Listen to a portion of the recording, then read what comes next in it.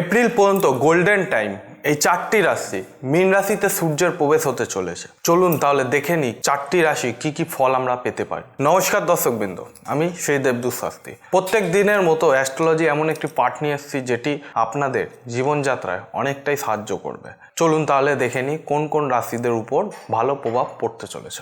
শাস্ত্র অনুযায়ী সূর্য রাশি পরিবর্তন করলে তার প্রভাব সকলের জীবনে পড়ে। আর ভালো খবর হলো 15 মার্চ 2026 থেকে 14 এপ্রিল 2026 পর্যন্ত সূর্য মীন রাশিতে থাকবে।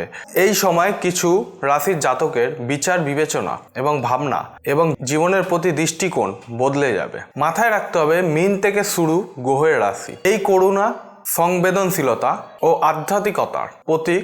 এই রাশিতে সূর্য গোচর করলে জীবনে ভালো সময় আসে, উন্নতি হবে। তাই আর সময় নষ্ট না করে তাহলে জেনে নিই কোন কোন রাশিদের ভাগ্য পরিবর্তন হতে চলেছে। প্রথম রাশি হচ্ছে আমাদের মেষ রাশি। এই সময় আপনারা ভিড়ের থেকে দূরে থাকবেন, নিজের পরিকল্পনা অনুযায়ী করবেন কাজ। তাছাড়া এই সময় সৃষ্টিশীল কাজের প্রতি ঝোঁক বাড়বে, এমনকি হাতে আসতে পারে টাকা।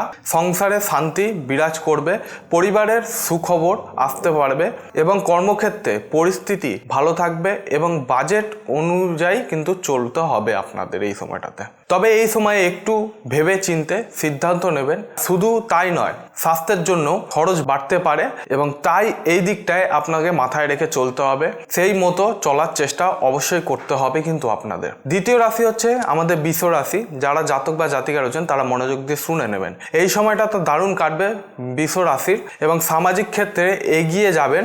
নতুন মানুষজনের সঙ্গে সম্পর্ক তৈরি হতে পারে এবং যার ফলে আপনাদের জীবনে কিন্তু লাভ হবে এবং এছাড়া পরিবারের সামঞ্জস্য কিন্তু বজায় থাকবে এবং ঘর পরিবারের জন্য কিন্তু আপনি সুখবর পাবেন এবং প্রপার্টি জনিত সমস্যা কিন্তু দূর হবে এবং সন্তানের কিছু খবর আপনাদের কিন্তু আনন্দ দেবে।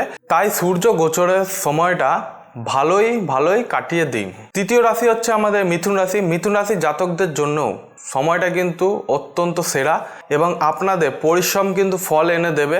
অন্যদের নজর থাকবে আপনাদের দিকে, কাজে নতুন পরিচয় পাবেন, প্রমোশন ঘরে এবং চাকরিতে এগিয়ে যাবেন এবং ধৈর্য ধরে চলতে হবে এই সময়টাতে। তাহলে এই জীবনে জিতে যাবেন আপনারা। আমাদের অন্তিম রাশি হচ্ছে কর্কট রাশি। সূর্য গোচরে ভালো সময় কাটাবেন আপনারা, ধর্ম এবং আধ্যাত্মিক কর্মে এগিয়ে যাবেন, আর্থিক সমস্যা মিটে যাবে। এই সময় ভবিষ্যতের জন্য কিন্তু পরিকল্পনা করতে পারেন এবং পরিকল্পনা করার জন্য সময়টা দারুণ। এছাড়া এই সময়টা ভাই বোনেদের সঙ্গে কিন্তু সম্পর্ক আপনাদের মধুর থাকবে।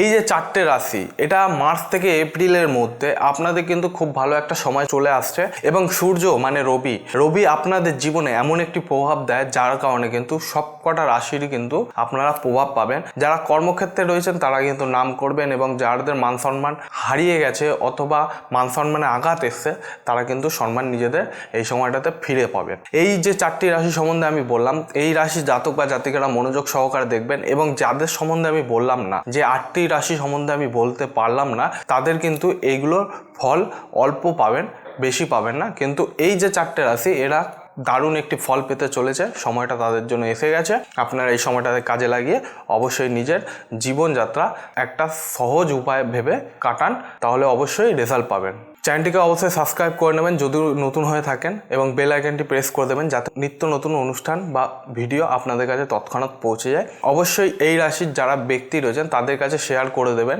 অথবা কমেন্টের মাধ্যমে জানাবেন যে কোন রাশির জন্য কি ফল হতে পারে। আমি অবশ্যই ভিডিওর মাধ্যমে আপনাদের দেব। আজকের অনুষ্ঠান এই পর্যন্ত দর্শক বন্ধু, পরবর্তী অনুষ্ঠানে আবার দেখা হবে। জয় শ্রী মহাকাল।